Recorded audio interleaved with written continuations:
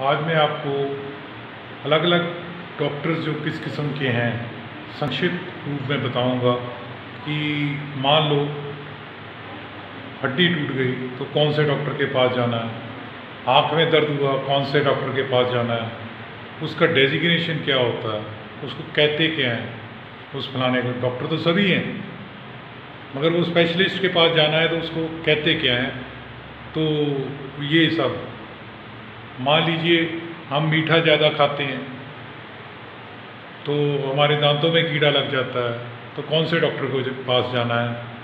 तो ऐसे समझ लीजिए कि हमारे पीठ में दर्द हो रहा है और लेग में जा रहा है, पीठ में दर्द लेग में जा रहा है तो किस डॉक्टर स्पेशलिस्ट के पास जाना है। दोस्तों उसी संदर्भ में आज ये वीडियो बनाई है, आप देखिए। पेडिट्रिशियन इसका मतलब है जो नवजात शिशु से लेके 12 साल के बच्चे को देखता है उसको हम क्या कहते हैं, पेडिट्रिशियन। यानी कि कोई भी बच्चे में 12 साल से कम में कोई बीमारी होती है तो हम पेडिट्रिशियन चाइल्ड स्पेशलिस्ट के पास जाते हैं। ये ठीक है जी। इन्होंने MD पेडियाट्रिक्स की होगी या इन्होंने डिप्लोमा पेडियाट्रिक्स का 2 साल का, पेडियाट्रिशियन MD 3 साल की। अब हड्डियों की कोई प्रॉब्लम हो जाए तो ऑर्थोपेडिशियन के पास जाना होता है। ये देखिए ये ऑर्थोपेडिशियन है नंबर 2 पे, तो ऑर्थोपेडिशियन के पास जाना है। हड्डियों की प्रॉब्लम, मान लीजिए आपकी डिस्क में कोई प्रॉब्लम है, आपके घुटनों में कोई प्रॉब्लम है, आपके शोल्डर, आपकी बाजू ऊपर नहीं होती तो आपने किसके पास जाना है, कोई गठिया है, ऑर्थोपेडिशियन के पास जाना है। अब आते हैं आगे रेडियोलॉजिस्ट। ये तीसरे नंबर पे देखिए रेडियोलॉजिस्ट। तो रेडियोलॉजिस्ट कौन सा है, आपकी हड्डी टूट गई तो आपने एक्सरे करवाया, साथ में रिपोर्टिंग चाहिए। आपके गुर्दे में पत्थरी है, आपने इंट्रावेनस पाइलोग्राफी कराई, जिसको कलर्ड एक्सरे कहते हैं वैसे, पर वो कलर्ड नहीं होता है, वो कंट्रास्ट लगा के इंट्रावेनस पाइलोग्राफी रेडियोलॉजिस्ट करेगा। आपने CT स्कैन कराया, MRI, रिपोर्टिंग कौन करेगा, रेडियोलॉजिस्ट, उसके नीचे रेडियोग्राफर होंगे, तो वो डायग्नोज में मदद करता है। आगे आते हैं ऑर्थोडोंटिस्ट। ऑर्थोपेडिशियन और ऑर्थोडोंटिस्ट में फ़र्क है। ऑर्थोडोंटिस्ट, आपके दांत टेढ़े मेढ़े हैं और आपको फिक्र है कि लड़की है, खासकर लड़कियों में बहुत ज़्यादा फेस कॉस्मेटिक वैल्यू होती है, लड़के भी कह सकता हूँ। तो ऑर्थो का मतलब है पोजीशन, डोंटिस्ट। तो ऐसा डेंटिस्ट जिसने स्पेशलाइजेशन की है तार वगैरह लगा के, तो स्पेशल तार होती हैं, वो प्रेशर क्रिएट करके दांतों को सीधा करता है, उनकी अलाइनमेंट सीधी करता है। जैसे हम व्हील बैलेंसिंग करते हैं ना, कार की व्हील अलाइनमेंट करते हैं, एग्जैक्ट ऑर्थोडोंटिस्ट ऐसे करता है। अब प्रोस्थोडोंटिस्ट ऐसा डेंटल सर्जन है जिसने MDS की होगी, ऊपर वाले ने BDS की होगी, ऑर्थोडोंटिस्ट ने बाद में MDS ऑर्थोडोंटिक्स में की होगी। और प्रोस्थोडोंटिक्स कौन है, जिसने जो हमारा आर्टिफिशियल दांत गिर गया, 4 गिर गए, नकली दांत बनाएगा और उसको लगाएगा, उसको प्रोस्थोडोंटिस्ट कहते हैं। फुल डेंचर भी बना देता है, पूरे का पूरा जबाड़ा भी जो हमारा डेंटिशन है वो बनाया जा सकता है। वो बनाने वाले को क्या कहते हैं, प्रोस्थोडोंटिस्ट, यानी कि वो स्पेशलिस्ट है। BDS के बाद सीधा MDS प्रोस्थोडोंटिस्ट। यहाँ पे लिखा है जेनेटिसिस्ट।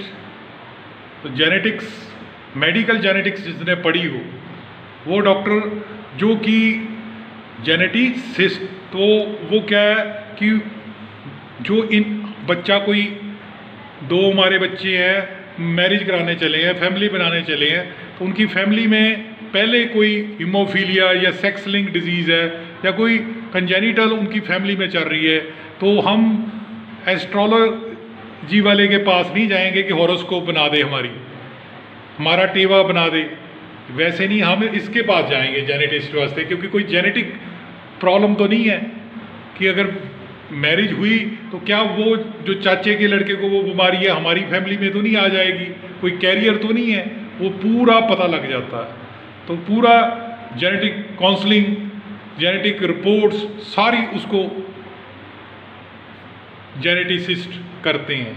ये बेसिकली डीओ कोर्स होता है एमडी के बाद, उसके बाद फेलोशिप होती है, जिसने की हो तो वो है। ये बहुत ही ज़्यादा रेयर है, यहाँ पे बहुत कम है इंडिया में जेनेटिसिस्ट, अमेरिका में बहुत ज़्यादा है। तो जेनेटिसिस्ट कहते हैं क्योंकि कई लोगों ने जेनेटिक्स की पढ़ाई की होती है मगर वो साइंस स्ट्रीम से अलाइड हेल्थ में एमएससी पीएचडी करके आते हैं, तो फिर मेडिकल वाली बात थोड़ी सी अलग हो जाती है कि वो डॉक्टर नहीं है, पीएचडी की वजह से डॉक्टर हैं। तो एक मेरा फ्रेंड है अमेरिका में, उनको स्पेशल उपाधि दी गई है ऑनरेरियम ऐसी। नेक्स्ट है गायनेकोलॉजिस्ट, औरतों की डिलीवरी, कोई प्राइवेट पार्ट, गायनी की, फीमेल रिप्रोडक्टिव सिस्टम से जुड़ी प्रॉब्लम, तो गायनेकोलॉजिस्ट ये देखिए, गायनेकोलॉजिस्ट लेडी डॉक्टर के पास जाएंगे, गायनेकोलॉजिस्ट जिसने एमबीबीएस डीजीओ या आगे पोस्ट ग्रेजुएशन 3 ईयर की होगी, गायनेकोलॉजिस्ट। इसके बाद गैस्ट्रोएंट्रोलॉजिस्ट, गैस्ट्रो का मतलब है मैदा, स्टमक, और एंट्रोलॉजी का मतलब है आंतड़ी, इंटेस्टाइन। जो मैदा हमारा, लीवर, कलेजा, जो पाचक प्रणाली के साथ संबंधित है, उसके बारे में, उसकी डिजीज के बारे में, उसकी प्रॉब्लम को सॉल्व करता है, उसको गैस्ट्रोएंट्रोलॉजिस्ट बोलते हैं। आप में गैस्ट्राइटिस होती है, ज़्यादा तेजाब बनता है आपको, तो ऑन्कोलॉजिस्ट वो है जो कैंसर का इलाज करता है, वो डॉक्टर जो कैंसर का इलाज करता है उसको ऑन्कोलॉजिस्ट कहते हैं। तो गैस्ट्रोएंट्रोलॉजिस्ट के भी स्पेलिंग देख लीजिए।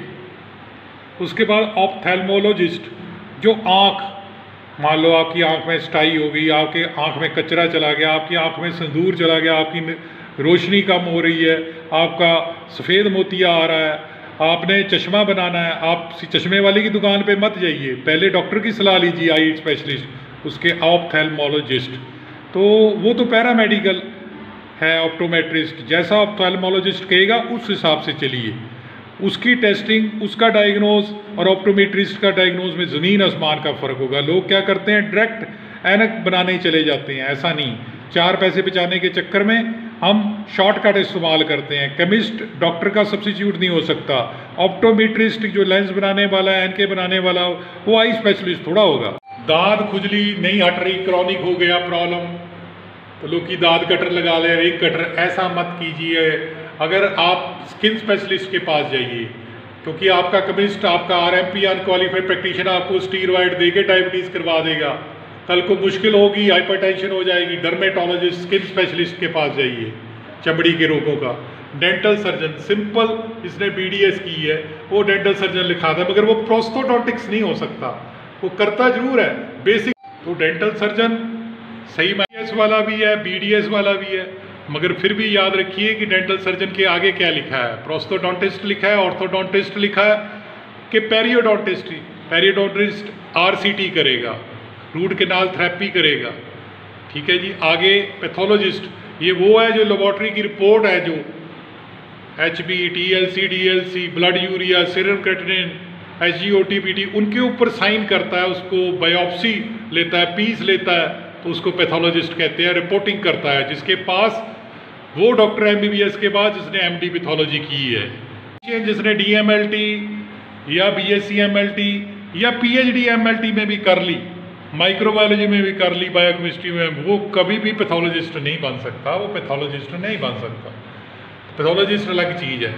उसके बाद स्कैटरिस्ट, मनोवैज्ञानिक, आपको ज़्यादा सोच आती है, आपको उदासी आती है, आप डोर का बार बार डोर को चेक करने रात को जाते हो, वहम की प्रॉब्लम है आपको लगता है कि लोग आपको मार देंगे, ऐसा मन में वहम आ रहा है, महीने से शक रहता है, आपको स्कैटरिस्ट को दिखाइए, यानी कि मनोवैज्ञानिक को दिखाइए। उसके बाद न्यूरोलॉजिस्ट, आपका फेस टर्न हो के बेल्स पॉलिसी हो रही है, पैरालिसिस हो रहा है, तो ये न्यूरोलॉजिस्ट के पास जाने वाला चैप्टर है। नज़ला जुकाम है, ठीक नहीं हो रहा, आपको सुनता ऊंचा है, आपको ज़्यादा स्नीजिंग नीचे बहुत आती हैं, तो नेचुरली आप ENT स्पेशलिस्ट के, ईयर नोज थ्रोट के पास, स्पेशलिस्ट के पास जाएंगे, जिसको oto means ear, rhino means nasal, laryngo means जहाँ से आवाज़ आती है, तो ओटो राइनो लरिंगोलॉजिस्ट, उसके बाद पल्मोनोलॉजिस्ट, लंग स्पेशलिस्ट को कहते हैं। श्वास की कोई तकलीफ़ है, ट्रेकिया की कोई तकलीफ़ है, ब्रोंकाई की है, फेफड़ों की कोई तकलीफ़ है, जैसे कोविड, तो पल्मोनोलॉजिस्ट ही टॉप मोस्ट डॉक्टर है, याद रखिए। फेफड़ों की कोई प्रॉब्लम है, सांस लेने की कोई प्रॉब्लम है, तो उसके साथ सांस से जुड़ी कोई एलर्जी की प्रॉब्लम है। अब दोस्तों आगे यूरोलॉजिस्ट आता है। यूरोलॉजिस्ट जो कि पेशाब की बीमारियां, यूरिन की बीमारियां, यूरिन से रिलेटेड पथरी, किडनी की रोग, इनसे निपटता है। नीचे आया andrologist. Urologist and andrologist one and same thing है, एक ही बात है। एंड्रोलॉजिस्ट वो यूरोलॉजिस्ट है जो अपना फोकस है, जो अपनी यूरोलॉजी का, वो सेक्स के ऊपर फोकस कर देता है, यानी कि उसके पेशेंट जो है सेक्स के प्रॉब्लम से आते हैं, खासकर मेल।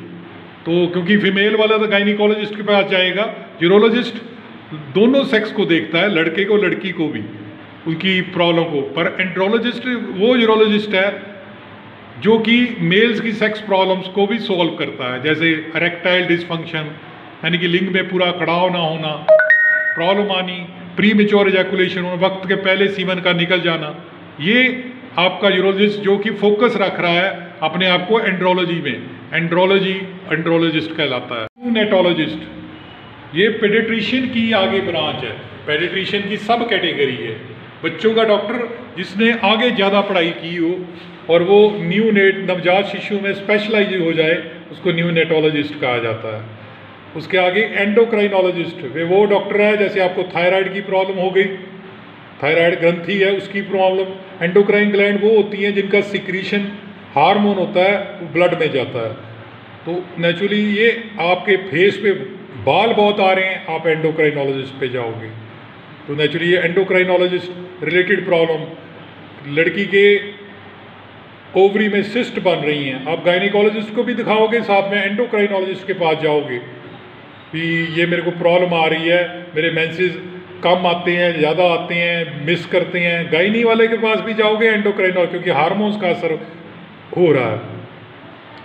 उसके बाद फिजिशियन वो डॉक्टर है जो सर्जरी नहीं करता, शल्य चिकित्सा नहीं करता, वो एमडी मेडिसिन होता है जो कि पेशेंट को दवाइयों से ठीक करेगा, कोशिश करेगा, और वो सर्जरी बिल्कुल नहीं करता। तो फिजिशियन वो है एमबीबीएस एमडी, जो चिकित्सक है, जो जनरल प्रैक्टिशनर एमबीबीएस है, और उसके बाद वो एमडी मेडिसिन है, यानी कि वो रोगों को सर्जरी के बगैर सॉल्व करने की कोशिश करे, उसको फिजिशियन बोलते हैं। दोस्तों अगर अच्छा लगा तो लाइक करना, सब्सक्राइब करना और शेयर करना, क्योंकि हमारा हौसला बना रहेगा इससे आपको फ्री ऑफ कॉस्ट हिंदी में, आपकी रीजनल लैंग्वेज में वीडियो बनाना, और कुछ और videos, audios, online lecture, nurses, pharmacist, BDS, BMS, बहुत सारे बच्चे डिग्री कोर्सेज तगड़े तगड़े पढ़ रहे होते हैं, मगर उनको कंफर्ट जोन इंग्लिश में नहीं मिलता। वो थोड़ा रिलैक्स होना चाहते हैं कि अपने कंफर्ट जोन में सुने। नेचुरली इंग्लिश कई लोगों के लिए थोड़ी सी दहशत होती है, और बहुत फॉरेन बुक्स हैं जो बाहरली बुक्स मोस्टली लगाई जाती हैं एमबीबीएस, बीडीएस, डी फार्मा में, उनकी लैंग्वेज एक लाइन में ही बहुत सारा कुछ कह देते हैं। तो एक लाइन में बहुत कुछ कह देने से कॉम्प्लेक्सिटी आ जाती है, कई बार बच्चे का ब्रेन कॉग्निटिव डेवलपमेंट इतनी नहीं हुई होती, तो वो चाहता है कि मेरी लैंग्वेज में पहले समझ लूँ, फिर मैं इंग्लिश में याद कर लूँगा। तो लाइक करना, सब्सक्राइब करना और शेयर करना हमारा चैनल। कोई गलती हो तो आप कमेंट बॉक्स में लिख सकते हो। तो दोस्तों ये जो वीडियोज़ हैं ये अलाइड हेल्थ सेक्टर के सभी के लिए हैं, डॉक्टर्स के लिए भी हैं, जो बीडीएस, बीएचएमएस, बीएमएस है, फार्मा डी है, केयर गिवर है, नैनी है, BSc OT, BSc X-ray, BSc MLT, उनको, और पब्लिक के लिए भी उनके कॉमन के पर। ये एजुकेशनल वीडियो है, क्लिनिकल वीडियो नहीं है। ये डिस्क्लेमर देते हैं कि इसको एजुकेशनल कंटेंट और अवेयरनेस के लिए ही है। हमारी वेबसाइट याद रखिए www.paramedicalindia.com, और हमारा व्हाट्सएप नंबर 9872468540। धन्यवाद दोस्तों।